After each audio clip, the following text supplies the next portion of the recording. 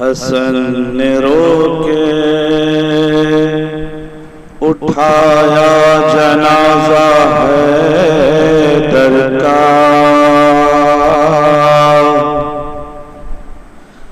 حسن نے رو کے اٹھایا جنازہ حیدر کا،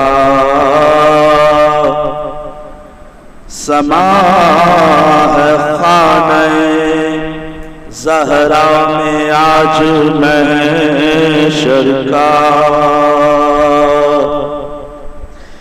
ہے تین شب و روز تڑپے بستر پر،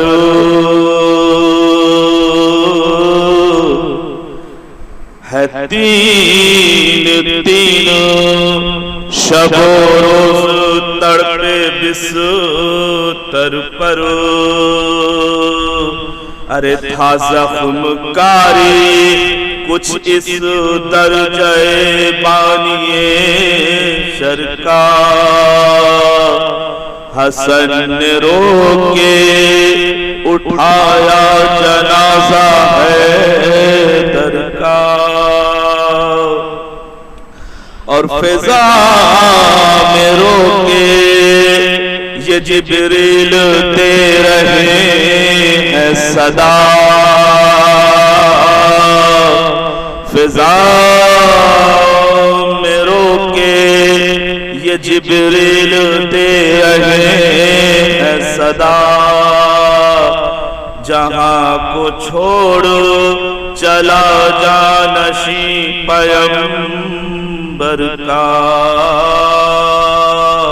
حسن نے رو کے اٹھایا جنازہ حیدر کا، اور تسلی دیتے ہیں بہنوں کو بھائیوں کو بھی،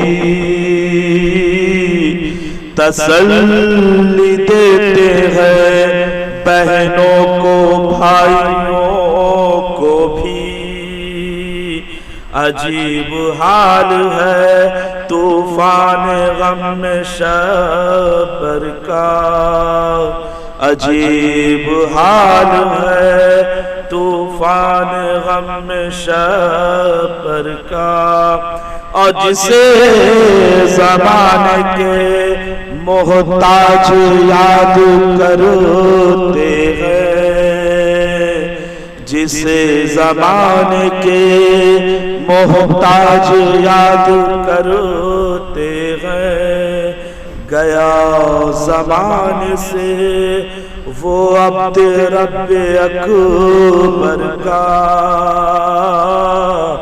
گیا زمانے سے وہ عبد رب اکبر کا،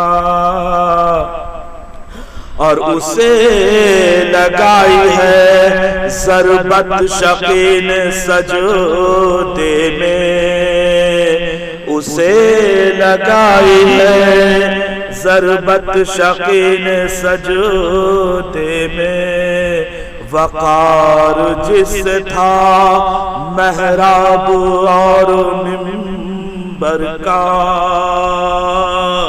حسن نے رو کے اٹھایا جنازہ حیدر کا، اور کہاں سے ڈھونڈ کے ہلچل سخن وہ لاؤں میں، بیان جس سے ہو منظر اجڑ گئے گھر کا، تسلی دیتے ہیں بہنوں کو بھائیوں کو کبھی، حسن نے رو کے اٹھایا جنازہ حیدر کا۔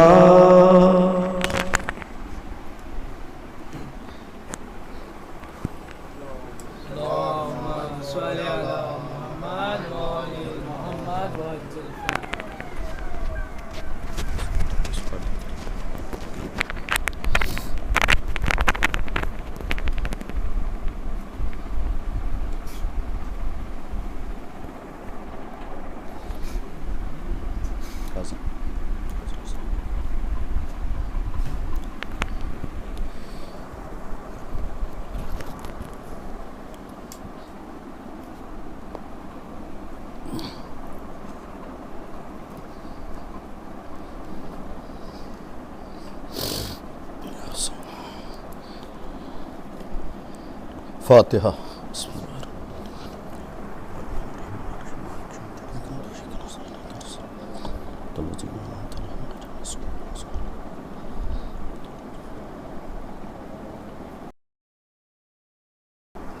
اعوذ باللہ من الشیطان الرجیم.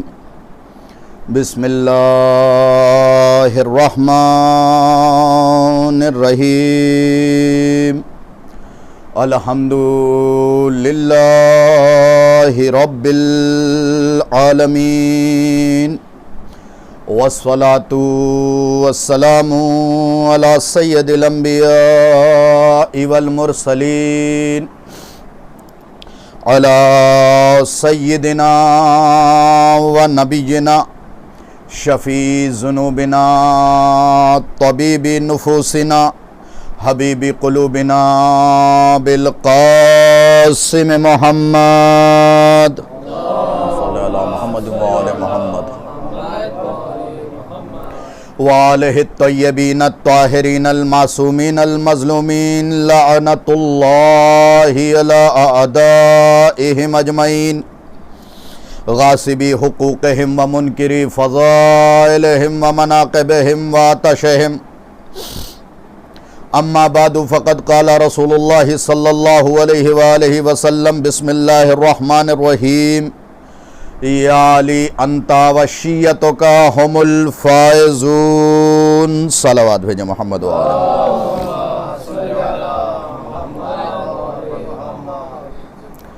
سامعین مکرم، حاضرین مجلس، اجازت ہو تو لب کھولوں عقل و خرد کے میزان میں تاریخ و احادیث کے گوہر تولوں، مودت بھری سماعت کو عقیدت کے دھاگے میں پرو لوں، منتشر ذہنوں میں مناقب کے رس گھولوں، تب جا کے کہیں حضرت امیر کی شان میں کچھ بولوں. ایک صلوات بھیجیں محمد و آل محمد.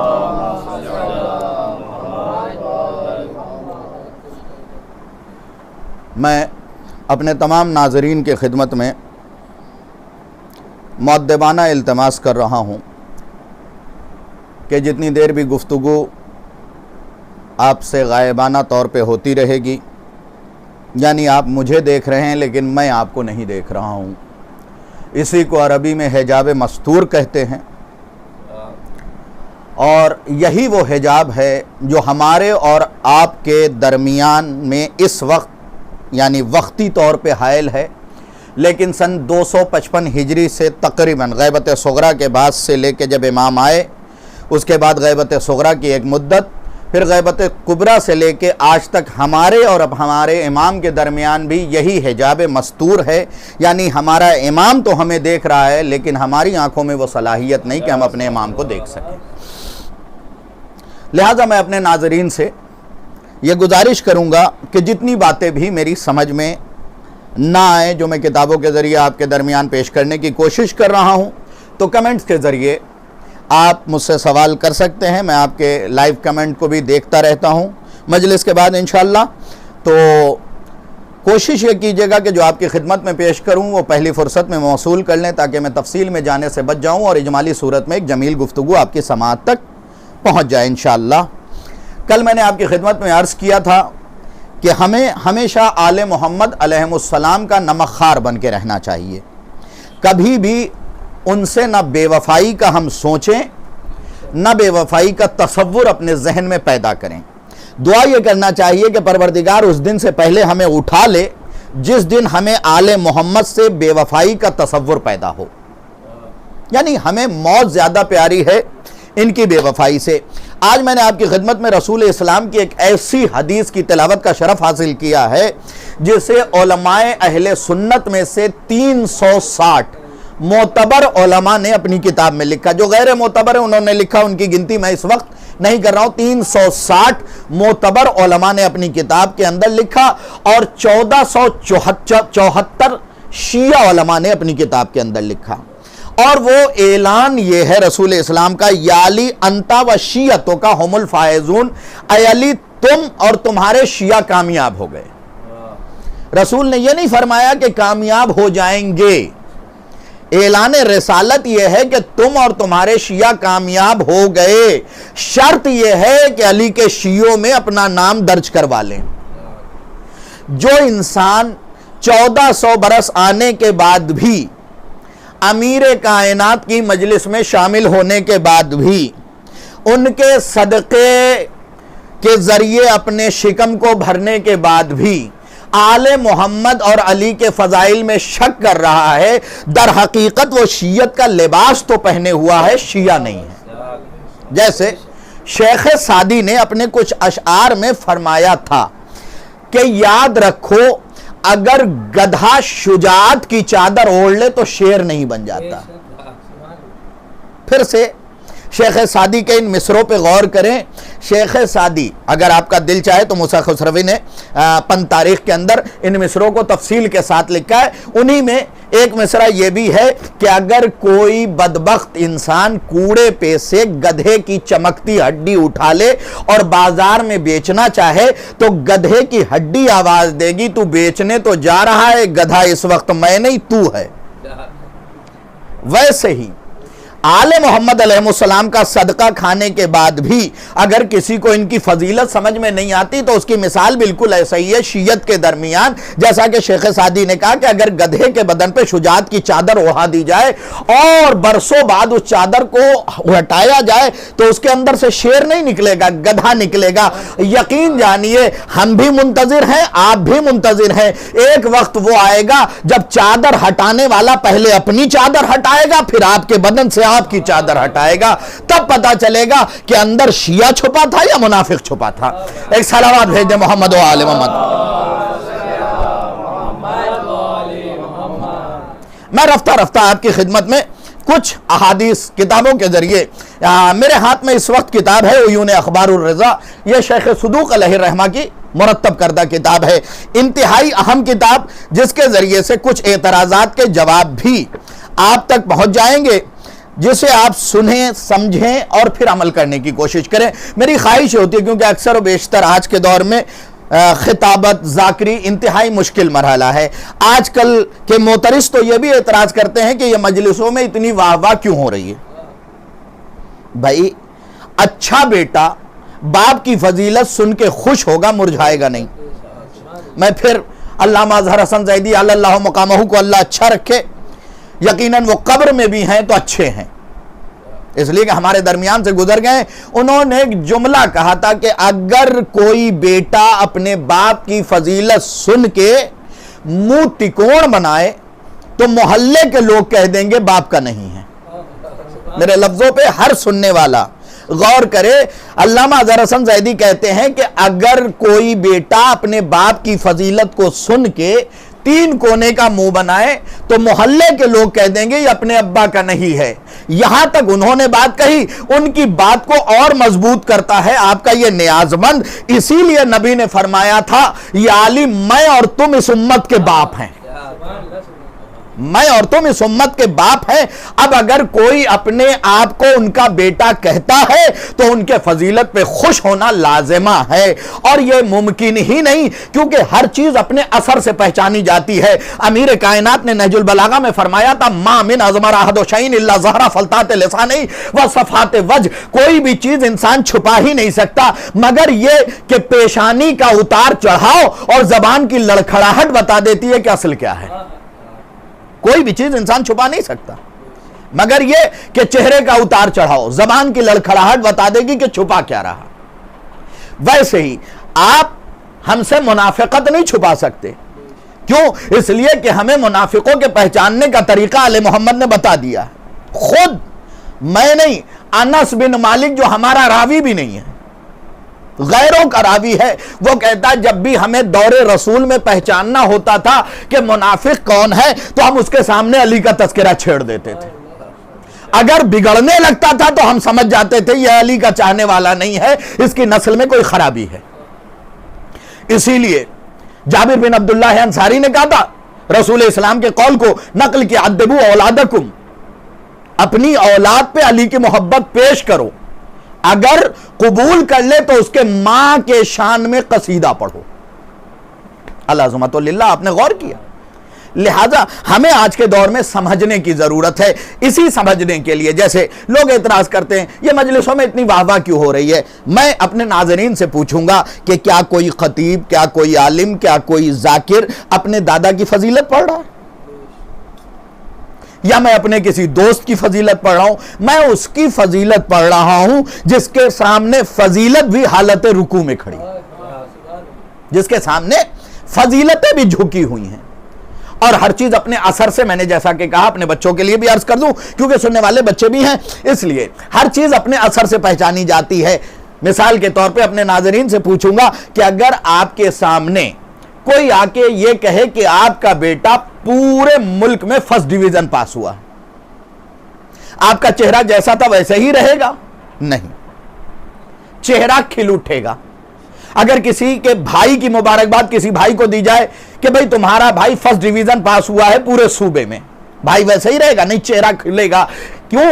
اس لیے کہ ہر چیز اپنے اثر سے پہچانی جاتی ہے. یہ جو داد ہے, جو واہواہی ہے, وہ اصل میں جتنا نمک جس بندے نے آل محمد کا کھایا ہے اتنا اثر تو ضرور اس کے اندر داخل ہوگا. لہٰذا میں سب سے پہلے کچھ اعتراضات کے جوابات یہاں پہ دینے کی کوشش کرتا ہوں بغور ان اعتراضات کو پہلے اپنے ذہن میں رکھیں. لوگ یہ کہتے ہیں ارے ہم تو مولا کے چاہنے والے ہیں, مولا نے اپنے دشمن کو شربت پلایا تھا, وہ بھی دودھ کا. تو کبھی مولا کی بات کو صحیح سمجھ بھی لیا کرو. مولا نے اپنے دشمن کو پلایا تھا, تمہارے دشمن کو نہیں. یعنی مولا نے درس دیا کہ تم اپنے دشمن کو پلاؤ, ہمارے دشمن کو نہیں.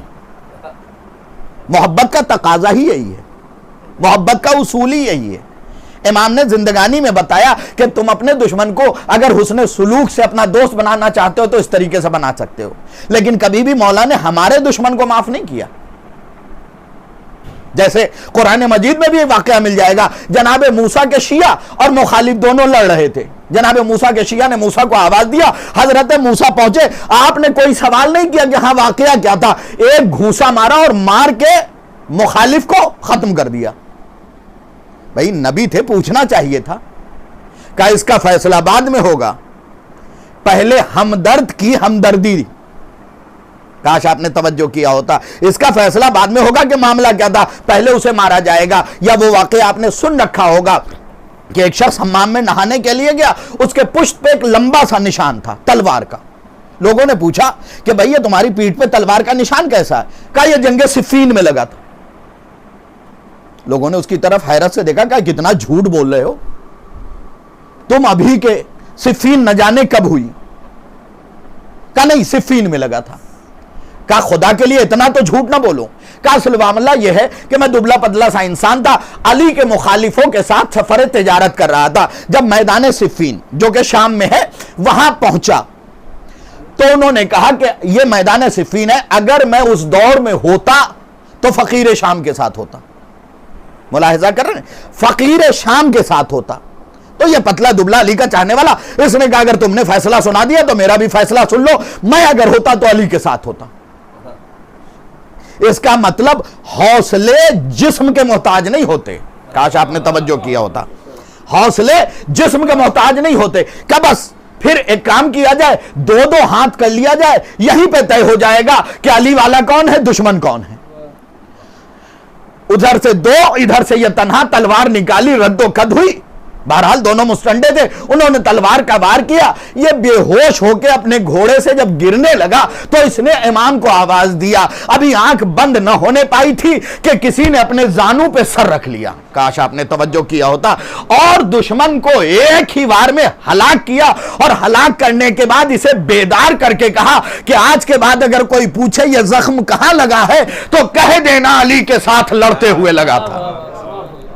اس کا مطلب یہ نکلتا ہے کہ ہمارے دل میں اگر تمنا ہے, آپ نہج بلاغہ پڑھیں, میں ایک ایک چیز کا حوالہ دے رہا ہوں. ایک شخص امام کے گھوڑے کی لجام کو پکڑے ہوا ہے, کہتا کاش میرا چچا زاد بھائی بھی آج ہوتا جنگ جمل میں تو آپ کے ساتھ مل کے دشمنوں سے لڑتا. امام نے کہا کیا اس کا ارادہ تھا کہ وہ اس جنگ میں ہوتا؟ مولا جی بالکل تھا. کہ آپ جا کے اس کو کہہ دینا کہ وہ تھا نہیں ہے. اس کا مطلب اگر ہم دل سے یہ کہہ رہے ہیں کہ کاش ہم کربلا میں ہوتے تو تھے نہیں ہیں. یہ ائمہ کے اقوال ہیں. اب سنیے, کچھ لوگ کبھی کبھی کیا ہوتا ہے کہ علم خراب ظرف میں سڑ بھی جاتا ہے. یہ بھی ہمیشہ یاد رکھیں گے. بھئی ایک گھر سے 2 ڈاکٹر نکلے, دونوں سگے بھائی تھے, ایک ہی ماں باپ کی اولاد. جب ڈاکٹری پاس کر لی, سارے ٹیچرز ایک جیسے, کتابیں وہی. جب دونوں اپنے اپنے ہاسپٹل میں آئے تو ایک زندگی بچانے لگا, دوسری کڈنیاں چرانے لگا. یعنی ایک زندگی دے رہا ہے, ایک مار رہا ہے. اس کا مطلب کیا نکلا؟ سلیبس ایک تھا, استاد ایک, والدین ایک, ظرف الگ الگ تھا. بھائی استاد نے پڑھایا, دونوں کو ایک ہی لیکچر دیا, دونوں کو ایک ہی کتاب پڑھائی, لیکن ظرف بدلا تو اثر بدلا. اسی لیے جب 5ویں امام کے بعد ایک شخص نے آ کے کہا مولا دعا کیجئے, اللہم صلی علی محمد و آل محمد, مولا دعا کیجئے کہ خدا مجھے علم دے, تو آپ نے کہا کہ یہ بتا رکھے گا کہاں. میرے ناظرین توجہ کریں, یہ بتا رکھے گا کہاں.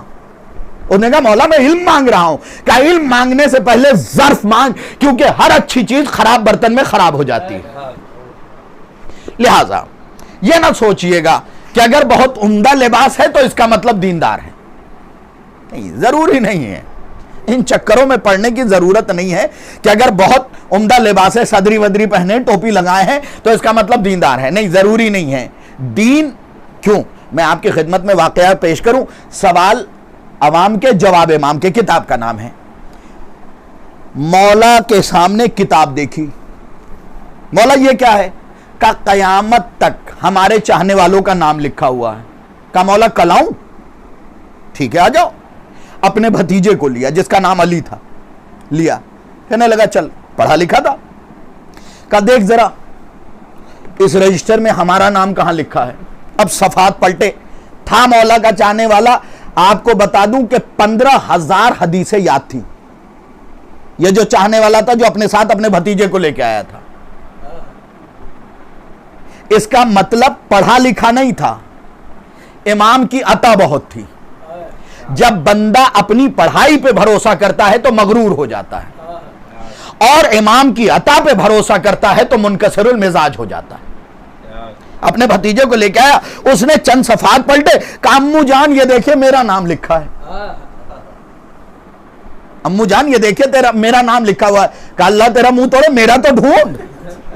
کاش توجہ کیا تھا, میرا تو ڈھونڈ. اس کا مطلب کہ پڑھے لکھے نہیں تھے, لیکن امام کی ذات سے عطا اتنی ہوئی تھی کہ ہزاروں حدیثیں یاد تھی. چند صفحات امام نے پلٹے. کہا پریشان نہ ہو, تمہارا بھی لکھا ہے اور تم جیسوں کا بھی. کاش توجہ کیا ہوتا, تمہارا بھی لکھا ہے, تم جیسوں کا بھی. یہ پڑھنا اس لیے مقصود ہے کہ آج کے دور میں بہت سے لوگ کہتے ہیں ارے صاحب کیا ہو گیا. دیکھیں میری باتوں پہ بہت غور کرنے کی ضرورت ہے, کیونکہ میں سرسری طور پہ مجلس نہیں پڑھ رہا ہوں اس وقت.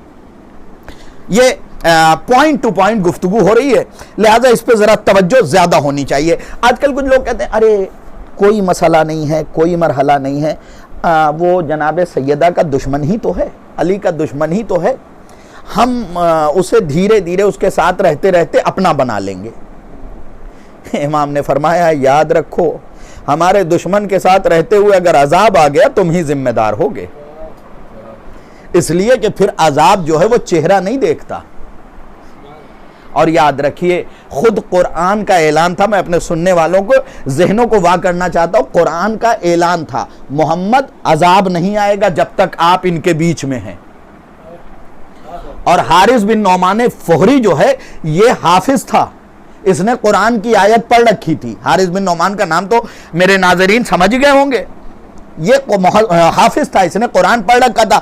اس نے 8 دن پہلے ہی آیت پڑھی تھی کہ اللہ نے نبی سے کہا ہے کہ اے محمد جب تک تم ان کے درمیان میں ہو عذاب نہیں آئے گا. جیسے ہی نبی نے علی کے مولا بننے کا اعلان کیا, علی کی مولائیت کا اعلان کیا, اسے قرآن کی آیت یاد آ گئی کہ جب تک محمد عذاب تو آئے گا نہیں. میں جا کے اعتراض کرتا ہوں, میرے تو وارے نیارے ہو جائیں گے. جا کے کہتا محمد اگر یہ اعلان آپ نے اپنی طرف سے کیا ہے تو آپ پہ عذاب آئے, اگر اللہ کی طرف سے کیا ہے تو مجھ پہ عذاب آئے. اور یہ کہہ کے مسکرا کے اس طرف دیکھنے لگا جو منافقوں کا جمگھٹا تھا. اللہ نے کہا اپنے قانون کو توڑ دوں گا لیکن تجھے چھوڑوں گا نہیں. اس کا مطلب ولایت علی میں وہ اپنے قانون کو توڑ دیتا ہے مگر دشمن علی کو چھوڑتا نہیں. یہ یاد رکھیے گا، بہت سی جگہوں پہ اس نے ایسا امر انجام دیا۔ لہذا دشمنان ائمہ سے اپنے آپ کو بچا کے رکھیے۔ ہمارے علماء نے جو کہا اسے بھی یاد رکھیے اور سمجھنے کی کوشش کی ہے۔ بڑا لطیف سا نقطہ نکالا ہے، اگر آپ سمجھ گئے تو میرے حق میں ضرور دعا کر دیجئے گا۔ ہمارے علماء نے کہا کہ وہ یعنی جو برادران اسلام ہیں وہ ہمارے بھائی نہیں بلکہ نفس و جان ہیں۔ میں بالکل اعتراض نہیں کرتا اس بات پہ، صحیح بات ہے، لیکن اس کے لیے یہ ضرورت نہیں کہ آپ اپنے مذہب کو چھوڑ کے ادھر چلے جائیں۔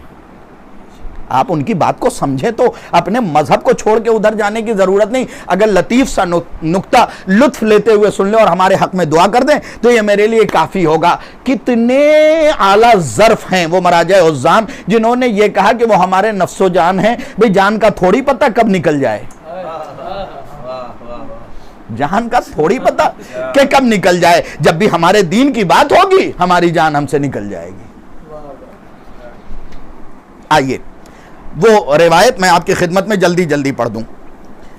فرماتے ہیں کہ جن لوگوں نے آل محمد پر ظلم کیا انہیں گھروں سے نکالنے کا ارادہ کیا، اور جنہوں نے ان پر ظلم کو رواج دیا، جنہوں نے اپنے پیغمبر کی سنت تبدیل کی، ان سب سے بیزاری واجب ہے۔ یہ نہیں کہا مستحب، مکروہ، واجب ہے۔ جنہوں نے آل محمد کو گھر سے نکالا، جنہوں نے ان کے حق کو غصب کیا۔ اب یہ بھی میں بتاؤں کہ کس نے حق غصب کیا، کس پہ جناب فاطمہ کی لعنت ہے۔ یاد رکھے گا امام زمانہ اسے بھی قتل کریں گے جو اپنے آبا و اجداد کے فعل سے راضی ہوگا، یعنی گناہ انہوں نے کیا، ہم صرف چپ بیٹھے رہے تو امام زمانہ انہیں بھی قتل کریں گے۔ پھر کہتے ہیں اور اس کے ساتھ ناکسین، ناکسین کسے کہتے ہیں؟ جو جمل میں لڑنے آئے تھے۔ ایک ایک جملے کی وضاحت۔ ناکسین عربی میں اسے کہتے ہیں جو جمل میں لڑنے کے لیے آئے تھے۔ قاسطین جو صفین میں علی کے مقابلے میں لڑنے کے لیے آئے تھے، اور مارقین خوارج کو کہتے ہیں، یعنی جو کھلم کھلا علی اور اولاد علی کی عزت نہیں کرتے ہیں۔ فرمایا ان سے بھی بیزاری ضروری ہے۔ جن لوگوں نے حجاب رسول کو ہٹایا ان سے بھی بیزاری واجب ہے۔ جنہوں نے امامت کی بیعت توڑ ڈالی اس سے بھی بیزاری واجب ہے، اور وہ عورت جو علی کے مقابلے پہ آئی اس سے بھی بیزاری واجب ہے۔ یہ میں اپنی طرف سے نہیں، یہ کتاب میرے ہاتھ میں شیخ صدوق کی، اس سے بھی بیزاری واجب ہے۔ پھر امام فرماتے ہیں کہ جو ہمارے متقی شیعوں کو قتل کر رہا ہے اس سے بھی بیزاری واجب ہے، جیسا کہ ابھی 2 دن پہلے بلاسٹ میں ہمارے مذہب کے کچھ لوگ مارے گئے، ان سے بھی بیزاری واجب ہے۔ اس کے بعد فرماتے ہیں ان لوگوں سے بھی بیزاری ضروری ہے جنہوں نے نیک لوگوں کو گھروں سے نکال کر جلا وطن کیا۔ جن ملعون افراد کو رسول خدا نے اپنے شہر سے نکالا ان سے بھی بیزاری واجب ہے۔ جو انہیں واپس لے آئے ان سے بھی بیزاری واجب ہے۔ جنہوں نے ان لوگوں کو پناہ دی ان سے بھی بیزاری واجب ہے۔ جنہوں نے دولت کو اپنے ہی دولت مندوں میں گردش دی، یعنی یہ تیسرے والے کی بات ہو رہی ہے، اس سے بھی بیزاری واجب ہے۔ اور سنیے خاص طور سے، اور جنہوں نے فقیر شام عمر عاد جیسے افراد جن پر رسول خدا نے لعنت فرمائی تھی ان کو حکومت میں شامل کیا، ان سے بھی بیزاری واجب ہے۔ ان کے ساتھ ان کے پیروکاروں سے بھی بیزاری واجب ہے، یعنی جو انہیں مان رہے ہیں یا جو انہیں خلیفہ سمجھ رہے ہیں۔ جنہوں نے امیر المومنین سے جنگ کی ان سے بھی بیزاری واجب ہے۔ جو اس جنگ پہ راضی رہے ان سے بھی بیزاری واجب ہے۔ اور آگے بھی سن لیں، اور اس کے ساتھ استحصالی طبقے یعنی اموی حکومت اور ابو موسیٰ اشعری اور اس کے ان تمام دوستوں سے بیزاری ضروری ہے جن کی دنیاوی زندگی کی محنت اکارت گئی اور وہ یہ سمجھتے رہے کہ وہ اچھے عمل کر رہے ہیں۔ ابو موسیٰ اشعری خود بہت بڑا ان لوگوں کی نگاہ میں عالم تھا، اسی لیے جب میدان صفین میں علی نے ثالث مالک اشتر کو قرار دیا تو لوگوں نے کہا نہیں ابو موسیٰ اشعری کو ثالث بنایا جائے، ابو موسیٰ اشعری کو ثالث بنایا جائے۔ آپ میری بات کی طرف متوجہ رہے، ابو موسیٰ اشعری کو ثالث بنایا جائے۔ ابو موسیٰ اشعری کو ثالث بنا دیا گیا، لیکن علی اس بات پہ راضی نہیں تھے۔ کیوں ثالث بنایا سنیے، اس میں 2-3 کمنٹ تھے۔ ایک کمنٹ یہ تھا اشعث ابن قیس کندی جو کہ مولائے کائنات کے قتل کی سازش میں بھی شامل تھا، اس نے 20,000 دینار دیے تھے علی کی قتل کے لیے۔ 50,000 دینار آئے تھے 50,000 दीनार आए थे फकीर शाम की तरफ से। ये पूरी साजिश है, लिहाजा जब भी लानत भेजा करें इन सब पे भेजा करें। अशअस इब्न कैस किंदी भी शामिल था, और ये जो है खलीफा का भांजा भी लगता था, ये भी याद रखिएगा। तो अशअस इब्न कैस किंदी भी इसमें शामिल था। तो इसने क्या कमेंट पास किया था, चूंकि कूफे में सबसे बड़ी दस्तार, मैं अम्मामा नहीं कहूंगा, सबसे बड़ी दस्तार अबू मूसा अशअरी लगाता है, इसलिए यही सालिस बनेगा। क्योंकि अम्मामा एक मोहतरम लफ्ज है, दुश्मन अली के लिए मैं पगड़ी दस्तार ही कह सकता हूं, है ना, क्योंकि सबसे बड़ी दस्तार यही लगाता है, लिहाजा सालिस इसे होना चाहिए। सुनिएगा, जैसे ही उसने ये जुमला कहा, जनाब मालिक अश्तर जब कूफा लौटे हैं तो आपने एक फिक्रा कहा है अबू मूसा अशअरी को देख के, क्या इसकी मिसाल उस गधे के जैसी है जिसके पीठ पे मनो किताबें लदी हुई हैं मगर पता ही नहीं लिखा क्या है। पहचानने की कोशिश करें। उसके बाद जल्दी जल्दी मैं आपकी तरफ आऊं। अंसाब अरबी में खलीफा अव्वल को कहते हैं, और अजलाम ये असल में दो इस्तियारा है, खलीफा सानी को कहते हैं। क्या इनसे भी बेजारी वाजिब है। उसके साथ अमीरुल मोमिनीन और उन असहाब से मोहब्बत करना जरूरी है जो पूरी जिंदगी बगैर किसी तगय्युर और तबद्दुल के अपने नबी अकरम के राह पे चलते रहे। मिसाल दी, जैसे सलमान फारसी, अबू ज़र ग़िफ़ारी, मिक़दाद बिन अस्वद, अम्मार यासिर, हुज़ैफ़ा यमान, अबुल हैसम बिन तिहान, सहल बिन हुनैफ, इबादा बिन सामित, अबू अय्यूब अंसारी, खजीमा बिन साबित, और इसके अलावा जो इन जैसे हैं। ये रिवायत सुनाने का मकसद सिर्फ और सिर्फ ये था कि लोग ये समझे कि इसमें लफ्ज़ वगैरह लगा के आपने बताया कि जो इनके किरदार के जैसे जिस दौर में भी आए उनसे भी मोहब्बत वाजिब है, अब चाहे वो हजरत मुख्तार हो या इब्राहिम बिन मालिक अश्तर। इब्राहिम बिन मालिक अश्तर जो एतराज कर रहे हैं लोग कि जनाब मुख्तार नौज बिल्लाह मिन ज़ालिक हुकूमत के लिए निकले थे। जिन लोगों ने, जिनके दिल में इंसाफ वाला दिल है और जो धड़कता है अली की मोहब्बत पे, मैं उनसे एक सवाल करना चाहता हूं, क्या हजरत मुख्तार मदीना नहीं गए थे और मदीने के हाकिम ने कहा था हम पूरे इराक की हुकूमत तुम्हें दे देते हैं? यही कहा था ना, पूरे इराक की हुकूमत हम तुम्हें दे देते हैं। जनाब मुख्तार ने पलट के जवाब क्या दिया था, मुझे हुकूमत नहीं चाहिए, इमाम हुसैन के कातिल से बदला चाहिए। पूरी हुकूमत ज्यादा बड़ी है इराक की या कूफा ज्यादा बड़ा है? तो भाई कूफा इराक के अंदर आता है, तो इराक की हुकूमत, जिसने इराक की हुकूमत ठकरा दी, इसका मतलब कि वो हुकूमत करने नहीं निकला था, वो कातिलाने इमाम हुसैन से बदला लेने निकला था, जिसका जुमला ये था कि अगर मैं पूरी कायनात को कई बार कत्ल करूं तो भी हुसैन के नाखून का बदला नहीं ले सकता। यह है मर्तबा हजरत मुख्तार का, यह है जनाब मुख्तार की अजमत। बातें तो बहुत सी थी, जल्दी जल्दी एक एक बात आपकी खिदमत में पेश करके बात समेट लेता हूं। खुसूसी तौर पे कल मैंने एक जुमला पढ़ा था छठे इमाम का, जो आज के नाज़रीन जो मुझे देख रहे हैं उन पे वाजिब है जुमले को अलग अलग लोगों तक पहुंचाएं। ये मेरे हाथ में किताब है सैयद अहमद मुस्तंबत अल्लाह मकामहु नव्वरल्लाहु मरकदहु की, सुन लीजिएगा। वो जुमला ये था, चूंकि पर्सनल पे मुझे खास तौर से मैसेज किया गया था कि आपने ये हदीस कहां से पढ़ी। छठे इमाम की हदीस थी कि मेरे नजदीक अली के घर में विलादत पाने से बेहतर अली की विलायत पाना। तो मैं अपने सुनने वालों को बता दूं कि फजल इब्ने शाहजान की किताब है रोजा, उसके अंदर भी यह हदीस है, और बिहारुल अनवार की जिल्द नंबर 39 और सफा नंबर 299 पे भी हदीस लिखी है इस किताब को छोड़ के। अब पूरा मतन सुन लीजिए। इब्ने शाहजान किताब रोजे में इमाम सादिक अलैहिस्सलाम से नकल करते हैं, आपने फरमाया मैं अली इब्ने अबी तालिब की विलायत को ज्यादा पसंद करता हूं इससे कि मैं आपकी औलाद से हूं, क्योंकि विलायत अली वाजिब है और इनका औलाद होना फजीलत। और जब इमाम से इस हदीस की तशरीह पूछी गई थी तो आपने फरमाया था, कल भी मैंने मजलिस में कहा था, आपने फरमाया था कि नूह का बेटा तूफान में डूब के मर गया लेकिन नूह के मानने वाले बच गए। तो अली की विलायत ज्यादा जरूरी है। एक मरहले से गुजर गए, मैंने कहा कि जल्दी जल्दी आपकी खिदमत में दो चार बातें पेश करके अपनी गुफ्तगू को समेट लूंगा। हम ये सोचते हैं, दर हकीकत आपको अगर बताएं कि नहीं आले मोहम्मद की फजीलत है, इसमें क्या रखा है, کوئی مسئلہ نہیں، یہ وہ تمام تر چیزیں ہم اعتراضات پہ اعتراض کرتے رہتے ہیں، لیکن آل محمد کا جملہ سنیے جو آپ نے ارشاد فرمایا ہے۔ جناب شیخ مفید یہ کون ہے؟ انہیں امام زمانہ نے خط لکھا تھا تو اپنا بھائی لکھا تھا۔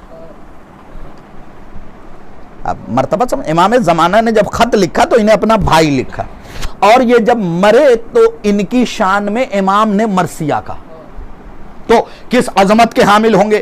یہ اپنی کتاب کے اندر ارشاد القلوب میں حضرت سلمان فارسی سے روایت نقل کرتے ہیں کہ یا سلمان، یہ جو میرے ناظرین ہیں ان احادیث کو دوسروں تک پہنچائیں، یا سلمان الویل کل الویل لمن الا یعرفنا حق معرفتنا وانکرا فضلنا۔ اے سلمان بدبختی ہے، یعنی کمبخت ہے وہ۔ کون کہہ رہا ہے؟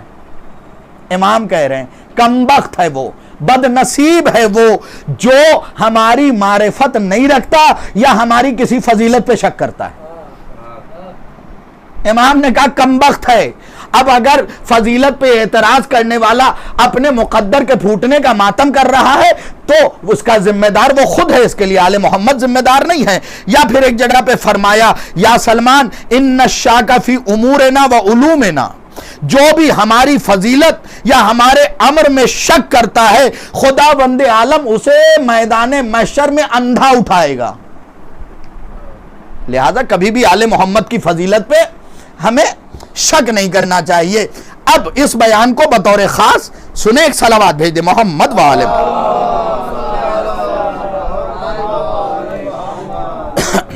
ایک اور صلوات عنایت فرما دے۔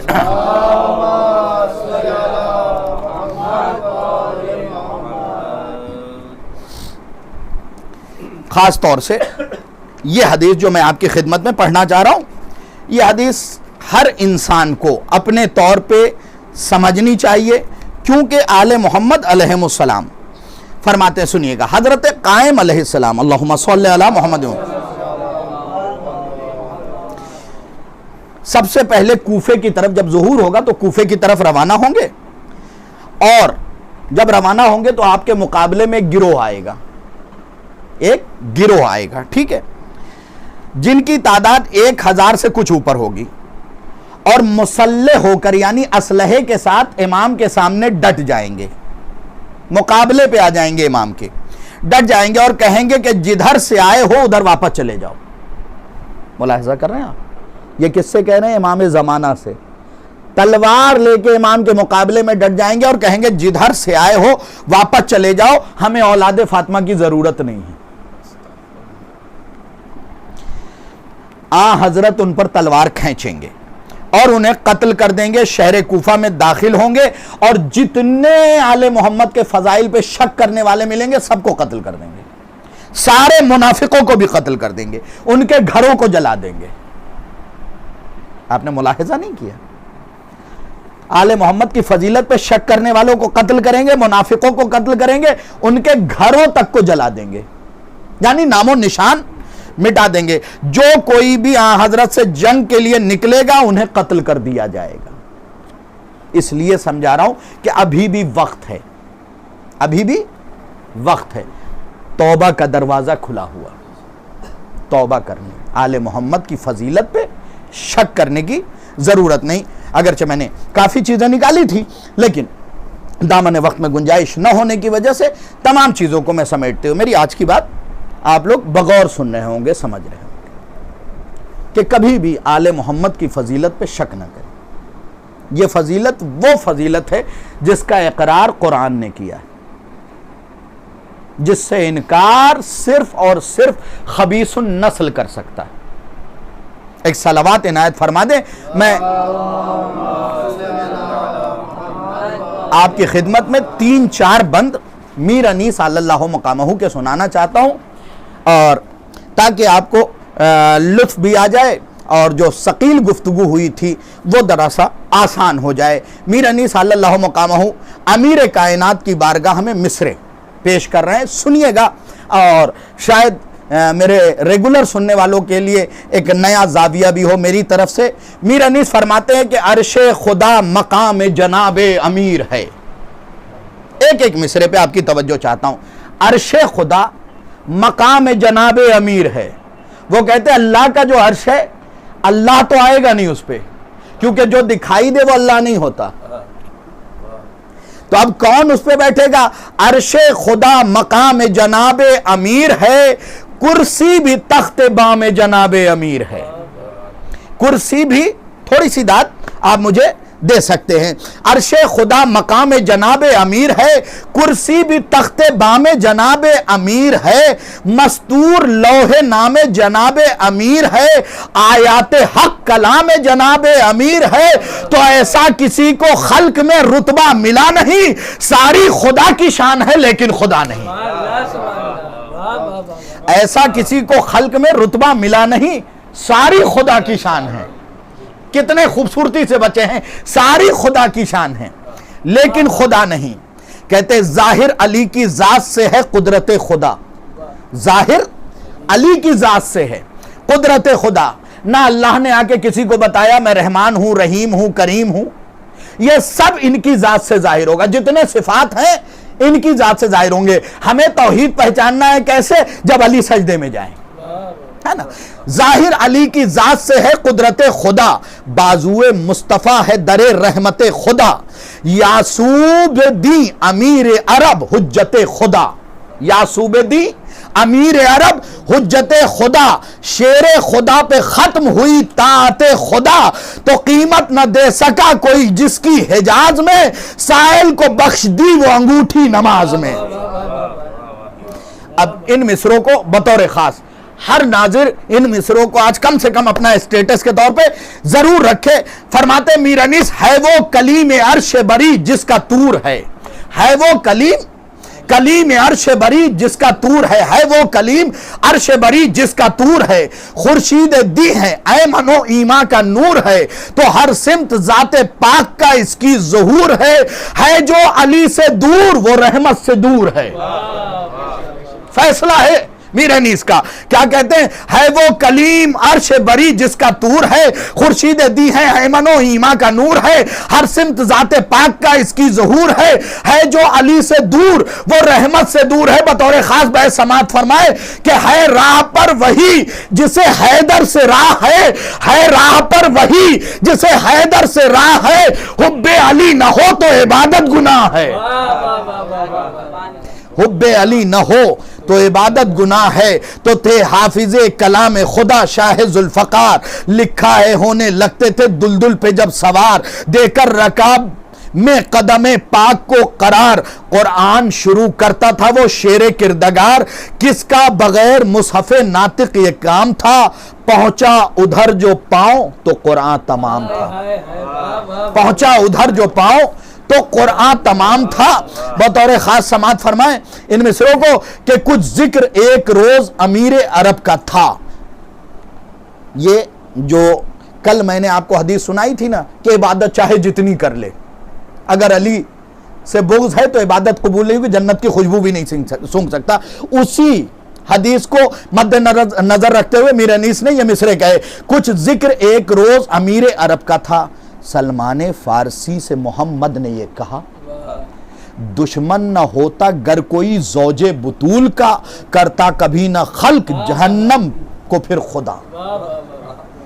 رسول کی حدیث ہے, لو اجتمع الناس علی حب علی ابن ابی طالب ما خلق اللہ نار. اگر ساری دنیا علی کے محبت پہ جمع ہو جاتی اللہ جہنم بناتا ہی نہیں. کیا کہا؟ کچھ ذکر ایک روز امیر عرب کا تھا, سلمان فارسی سے محمد نے یہ کہا, دشمن نہ ہوتا گر کوئی زوج بطول کا, کرتا کبھی نہ خلق جہنم کو پھر خدا. دشمن جو ان کے ہیں انہیں دوزخ سے کام ہے, فردوس شیعان علی کا مقام ہے. بس باتوں کو سمیٹ لی. دو بند اور آپ کی خدمت میں پیش کر کے مصائب کی طرف آتا ہوں. ہے آستان شاہ نجف سجدگاہ خلق. دعا کریے گا ان مصروں پہ کہ آپ سب نجف اشرف جائیں. ایک ایک چیز کے بارے میں, نجف کے بارے میں بتایا ہے کہ کون سی چیز کیا ہے, طاق ہے تو کیا ہے, خاک ہے تو کیا ہے. سنیے گا ان مصروں کو. کہتے کہ ہے آستان شاہ نجف سجدگاہ خلق, حسن حسین امن ہے پشتو پناہ خلق. حسن کہتے ہیں کنکڑی کو، یہاں کی کنکڑی کیا ہے؟ پشتو پناہ خلق، یعنی پورے کائنات کو بچانے والی. داں وہاں کا غبار سرمے نور نگاہ خلق ہے اس کی بارگاہ جو ہے بادشاہ خلق. بہت خاص بیت سماعت فرمائے کہ وہاں کی زمین سے مرتبہ پست آسماں کا ہے. نجف کی زمین کے بارے میں کہہ رہے ہیں کہ وہاں کی زمین سے مرتبہ پست آسماں کا ہے، وہاں کی زمین سے مرتبہ پست آسماں کا ہے. کہتے ہیں جس کو عرش وہ فرش اس مکان کا ہے. آخری بند کہ ہے سنگ وہاں کے لال تو ذرے ہیں آفتاب. ہے سنگ وہاں کے لال تو ذرے ہیں آفتاب. کوثر ہیں وہاں کے پانی کے قطرے سے آب آب، یعنی وہاں کے پانی کا ایک قطرہ جو ہے کوثر کو شرما رہا ہے.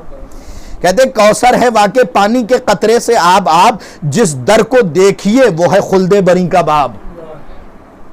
تو روضہ علی کا روضہ رضواں کا ہے جواب، رحمت بھری ہے وہاں کے ہر ایک سنگ و خشت میں، پہنچے جو صحن میں ہوئے داخل بہشت میں. یہ میرانی صلی اللہ مقامہ تھے. یقیناً کبھی موقع ملے تو ان مصروں کو پڑھیے اور پڑھنے کے بعد کوشش کیجئے کہ سمجھیں. جو گرد و غبار دنیاوی پڑ گئے ہیں نا قلب پہ، وہ ہٹ جائیں گے. یہ یاد رکھیے کہ دنیا میں آخرت میں ہماری بگڑی علی ہی بناتے ہیں. دنیا والوں کے ہاتھ میں نہیں ہے کہ آپ طرفداری کے چکر میں پڑ جائیں کہ وہ ہمارے چچا ہیں، وہ ہمارے فلاں ہیں، وہ ہمارے ابا لگتے ہیں، تایا لگتے ہیں، ماموں لگتے ہیں. نہیں، جو علی کا لگتا ہے وہی ہمارا سب کچھ لگتا ہے، اور جو علی کا کچھ نہیں لگتا ہمارا بھی کچھ نہیں لگتا. یہ فیصلہ کن جملہ تھا جو میں نے آپ کی خدمت میں پیش کر دیا. جو علی کا لگتا ہے وہ ہمارا لگتا ہے. علی کی سواری بھی ہماری کچھ کچھ لگتی ہے، اور بہت کچھ. کیوں؟ کیونکہ یہ عام سواریاں نہیں ہیں، یہ وہ سواری ہے جس کی قرآن میں اللہ نے قسم کھائی ہے. سورہ عادیات جا کے پڑھ لیجئے، 5 قسمیں علی کی سواری کی کھائی. آپ جو علی کے مقابلے پہ آنے کی کوشش کریں، آپ کے تو ابا کی قسم بھی قرآن میں نہیں ہے، علی کے گھوڑے کی قسم بھی قرآن میں. اور قسم ہمیشہ محترم چیز کی کھائی جاتی ہے، غیر محترم چیز کی نہیں. اب سوچئے علی کی سواری توحید کی نگاہ میں کتنی محترم. بس میں نے گفتگو سمیٹ لیا، چونکہ کل کچھ خدا ان سب کو سلامت رکھے، اور دعا کیجئے کہ ہم اس مرحلے سے نکل کے پھر ایک ساتھ جمع ہو کے امیر کائنات کا پرسہ دے سکیں. کبھی کبھی بیٹھے ہوئے تنہائی میں ایسا محسوس ہوتا ہے کہ کوئی تو غلطی ہم سے ہوئی ہے جس کی بنیاد پہ کاندھے ہیں. سننے والے کی طرف سے دست ادب جوڑ کے امیر کائنات کی بارگاہ میں معافی مانگتے، اور آج ان کی بیٹی سے بھی معافی مانگتے ہیں. ہم نے سنا ہے کہ بی بی تیرا دل بڑا نرم ہے، ہم سے اگر کوئی کوتاہی ہوئی ہو، ہم سے اگر کوئی غلطی ہوئی، ہم سے کوئی خطا ہوئی ہو تو ہم سب کو معاف کر دینا. میری ایک بہن نے مجھ سے گزارش کی ہے، میرے ایک مومن بھائی نے بھی مجھ سے گزارش کی ہے کہ امیر کائنات کے مصائب پڑھیے گا تو تھوڑا سا حضرت عباس کا بھی تذکرہ کر دیجیے گا. یہ میرا بھائی بیٹھا ہے، خدا اس کے بھی مشکلات کو آسان کرے، ہمیشہ میرا زور کمر رہے. میں دن میں بیٹھا ہوا پڑھ رہا تھا، یہ گواہ ہے اس بات کا کہ میں نے اس مصائب کو پڑھ کے نہ جانے کتنی دیر تنہائی میں گریہ کیا ہے. یہ مجھ سے پوچھتا رہا کہ بھائی مجلس میں کیا تبرک بانٹنا ہے. میں نے کہا کہ جب مصائب میرے ذہن پہ سوار ہونا تو مجھ سے کچھ پوچھا نہ کرو. آج آپ کی خدمت میں ایک ایسے مصائب سناؤں گا جسے میں نے آج ہی پڑھا ہے. تاریخ اسلام میں 4 ضربت ایسی ہے جس کا تذکرہ کوئی کر ہی نہیں سکتا. 4 ضربت نہیں. آج میرے ناظرین کھل کے روئیے گا، اس لیے کہ چند لمحات اور بچے ہیں علی اور زینب کی جدائی میں. خدا آپ کے آنسوؤں کو قبول کرے. چند لمحات اور بچے ہیں علی اور زینب کی جدائی میں. آپ کو پتہ ہے حضرت ابراہیم کی داڑھی سفید ہو گئی تھی تو حضرت ابراہیم نے ہاتھ اٹھا کے دعا مانگی، ہے میرے اللہ مجھے ایک بیٹی دے دے. پروردگار نے سوال کیا بیٹی کیوں مانگ رہے ہو؟ کہا تاکہ جنازے پہ بیان کر کے رو سکے.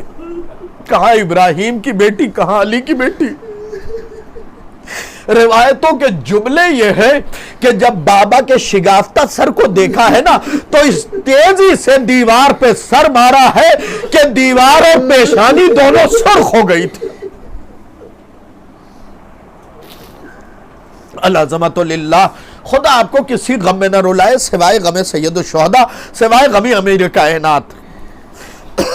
آج کے رونے والے گریہ برداشت نہیں کر سک پائیں گے، اس لیے کہ میں مصائب ذرا الگ رخ سے پڑھنے کی کوشش کر رہا ہوں، طویل عریض تو نہیں پڑھوں گا. کبھی آج ہی یہ روایت میں نے پڑھی کہ علی کے سر پہ ضربت لگی ہے، اور ضربت کتنی گہری ہے کہ ایک طبیب نے آ کے جب آپ کے سر میں دھاگا ڈالا ہے، اس جملے پہ چیخ مارنی چاہیے ناظرین آپ کو. جب علی کے سر میں دھاگا ڈالا ہے اور اس دھاگے کو باہر نکالا ہے تو مغز سر کے ذرات اس دھاگے میں پھنسے ہوئے نکلے ہیں. اور پسے پردہ بیٹھی ہوئی زینب نے جب یہ منظر دیکھا کہ بابا کے سر کا مغز دھاگے میں لپٹا ہوا نکلا ہے، چیخ ماری، آواز دی، اے اماں ام المؤمنین.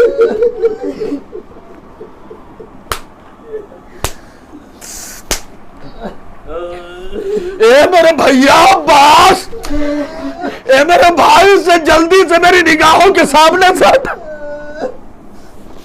العظمت للہ. خدا آپ کو کسی غم میں نہ رلائے.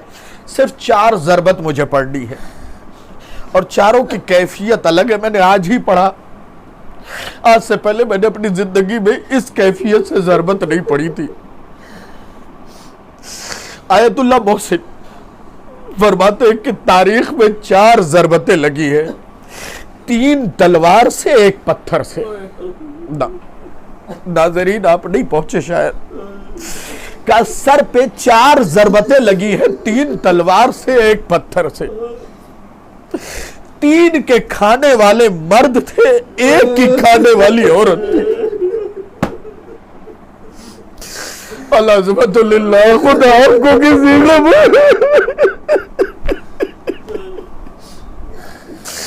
3 کے کھانے والے مرد تھے. نہیں بلک کے رویا کرے، سسک کے رویا کرے، کیونکہ رونے کے لیے کہ اتنا کافی نہیں ہے کہ اتنے شیعہ میرا روڈ میں، لیکن امام کا تابوت نہ. آج ہی کی رات وہ رات ہوتی تھی نا جب ہم سر و سینہ پیٹ کے رویا کرتے تھے، بلک بلک کے روتے تھے.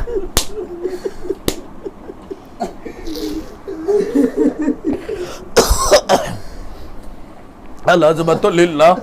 خدا آپ کو کسی غم میں نہ رلائے میرے ناظرین. بس چند جملے مصائب کے سن لیجئے. 4 ضربتیں ایسی ہیں جس کے 3 کھانے والے مرد، 1 کھانے والی خاتون ہے. 3 کے سر پہ تلوار لگی ہے، 1 کے سر پہ پتھر مارا گیا. بس فقرہ سن لے. وہ لکھتے ہیں کہ پہلی ضربت 21 رمضان 19 رمضان علی کے سر پہ لگی. میں تفصیل میں نہیں جاؤں گا. وہ کہتے ہیں اتنی گہری اتری کہ مغز سر کٹ گیا. اللہ اکبر، اللہ اکبر. میں نے ابھی کیفیت بیان کی. شیعہ بیٹھے ہیں، جب دھاگا ڈال کے نکالا گیا نا تو مغز سر کے ذرات اس میں لگے ہوئے تھے. آپ کو پتا ہے میں نے خود اپنی آنکھوں سے پڑھا ہے، علی کے سر پہ جو تلوار لگی تھی نا، اسے جس زہر میں بجھایا گیا تھا، اگر اس کا قطرہ بھی پورے کوفے کو پلایا جاتا تو سب کے سب مر جاتے. اور وہ ضربت سر کے اندر اتر گئی، مغز سر کو اس نے گلانا شروع کر دیا. میں نے آپ کی خدمت میں پیش کر دیا، میں معافی مانگ رہا ہوں، بڑی چوٹ لگے گی. وہ لکھتے ہیں دوسری ضربت وہ ہے جو کربلا کے میدان میں علی اکبر کے سر پہ لگی. اللہ اکبر. میں نے پڑھ دیا. پہلی ضربت کا اثر کیا ہے کہ جیسے ہی دھاگا ڈالا گیا اور نکالا گیا، مغز سر کے ذرات دھاگے میں پھنسے ہوئے نکلے. اب دوسری ضربت کے لیے آیت اللہ محسن لکھتے ہیں کہ اکبر کے سر پہ مرہ بن منقذ عبدی ملعون نے ایسی تلوار ماری کہ آدھا مغز سر پیشانی سے نکل رہا تھا، آدھا پشت سے نکل رہا تھا.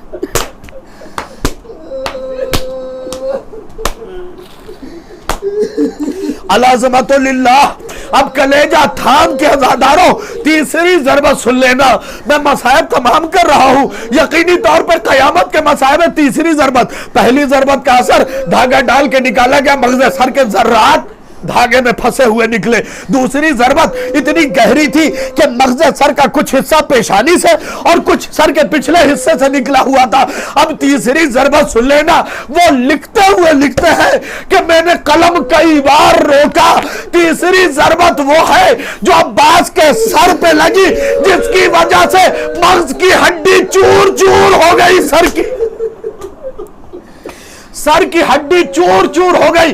और उन्होंने एक जुमला लिखा है कि इतनी तेज सर पे ज़रबत लगी थी कि मग़ज़ सर निकल के कांधों पे आ गया। अल-अज़मतु लिल्लाह। बस 2 या 3 मिनट और मैं मसाइब पढ़ूंगा। 3 ज़रबतें मैंने बता दी, पहली तलवार से, दूसरी तलवार से, तीसरी गुर्ज से, कि सर की हड्डी चूर हो गई थी, मग़ज़ सर निकल के कांधे पे आ गया था। मैं अपने नाज़रीन से हाथ जोड़ के आज एक सवाल करूंगा, जिसका मग़ज़ कांधे पे आ गया था, उसका सर हुसैन गरीब ने उठा के जानू पे रखा किस तरीके से, मुझे सिर्फ उसका जवाब। आखिरी फिक्रा और चौथा सर ज़ैनब का है। जाओ रिवायतें देख लेना कि 6 लाख का हुजूम कूफे में था। औरतें पूछ रही थी ज़ैनब कौन है, ज़ैनब कौन है। दूसरी औरत पत्थर सर पे मार के कहती थी वो ज़ैनब।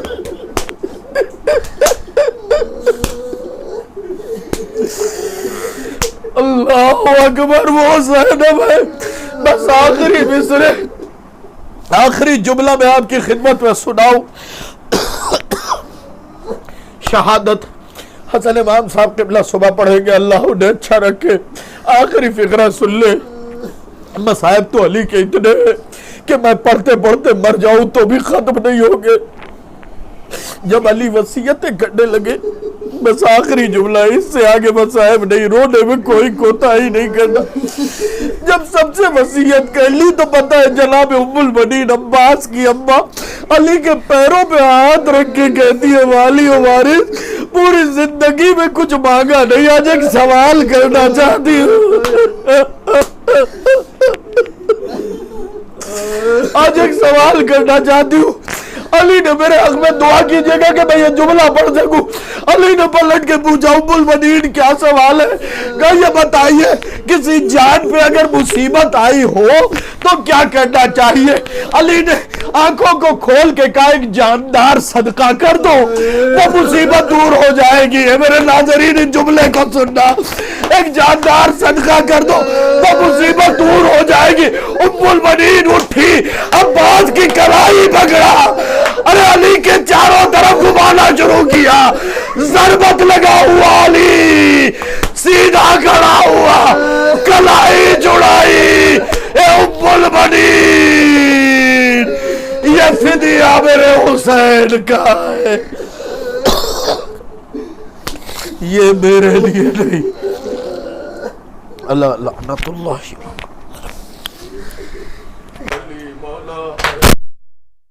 आवाज़ दो बाबा मुझे, आवाज़ दो बाबा, आवाज़ दो बाबा मुझे, आवाज़ दो बाबा, आवाज़ दो बाबा मुझे, आवाज़ दो बाबा, आवाज़ दो बाबा मुझे, आवाज़ दो बाबा, आवाज़ दो बाबा मुझे, आवाज़ दो बाबा, आवाज़ दो बाबा मुझे, आवाज़ दो बाबा। 21वीं रमज़ान को, 21वीं रमज़ान को, ये ज़ैनब का था नौहा। आवाज़ दो बाबा मुझे, आवाज़ दो बाबा, आवाज़ दो बाबा बाबा 21वीं रमज़ान को 21वीं रमज़ान को ये ज़ैनब का था नौहा आवाज़ दो बाबा मुझे आवाज़ दो बाबा आवाज़ दो बाबा मुझे आवाज़ दो बाबा अम्मा तो गई छोड़ के अब आप न जाओ अम्मा तो गई छोड़ के अब आप न जाओ क्यों रूठ गए बेटी से इतना तो बताओ ज़ैनब है बुलाती तुम्हें ज़ैनब है बुलाती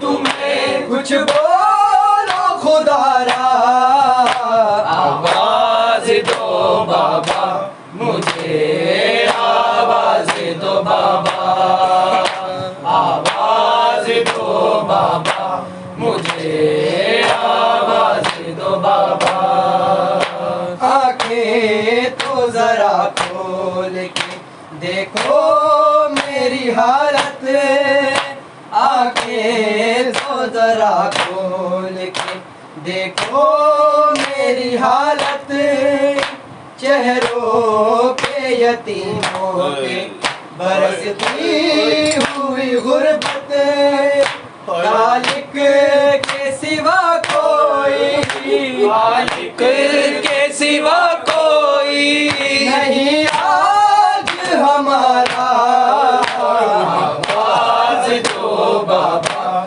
मुझे आवाज़ दो बाबा आवाज़ दो बाबा मुझे आवाज़ दो बाबा तुम कितने सखी हो ये ज़माने को पता है तुम कितने सखी हो ये ज़माने को पता है खुद प्यासे रहे लोगों को सैराब किया है हर मोड़ पे दुनिया ने हर मोड़ पे दुनिया ने तुम्हें फिर भी सताया आवाज़ दो बाबा मुझे आवाज़ दो बाबा आवाज़ दो बाबा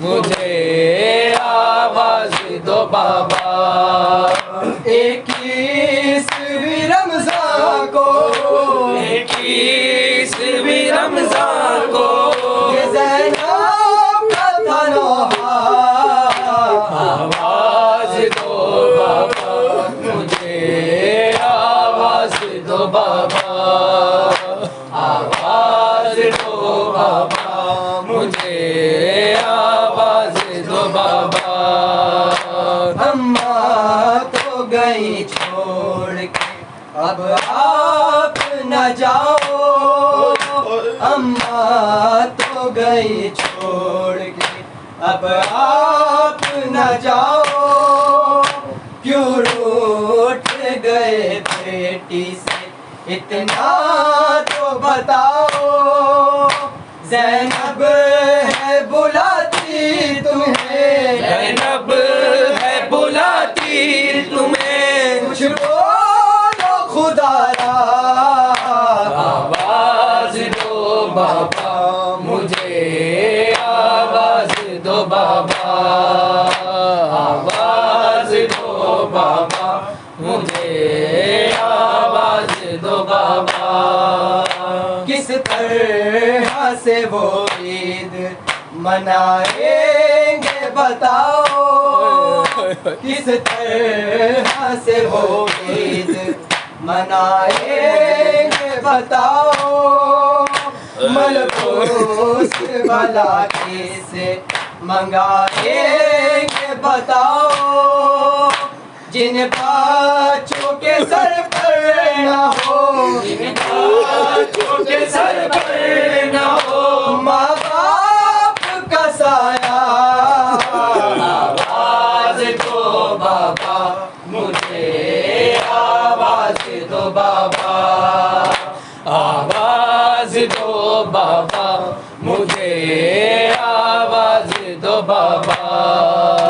21वीं रमज़ान को 21वीं रमज़ान को ये ज़ैनब का था नौहा आवाज़ दो बाबा मुझे आवाज़ दो बाबा आवाज़ दो बाबा मुझे आवाज़ दो बाबा आंखें तो जरा खोल के देखो मेरी हालत आंखें तो जरा खोल के देखो मेरी हालत चेहरों पे यतीमों की बरसती हुई गुर्बत खालिक के सिवा कोई खालिक के सिवा कोई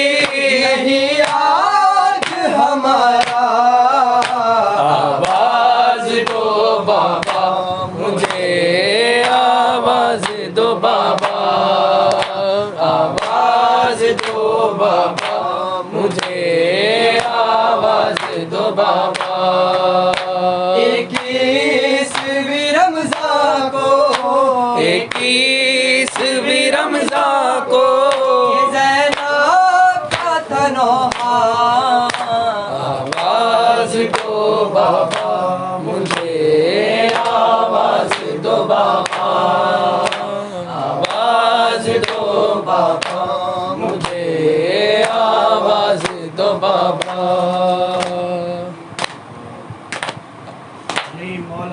दर मौला दर मौला दर मौला अली मौला दर मौला अली मौला दर मौला अली मौला दर मौला अली मौला दर मौला अली मौला दर मौला अली मौला दर मौला अली मौला दर मौला अली मौला दर मौला अली मौला दर मौला अली मौला दर मौला अली मौला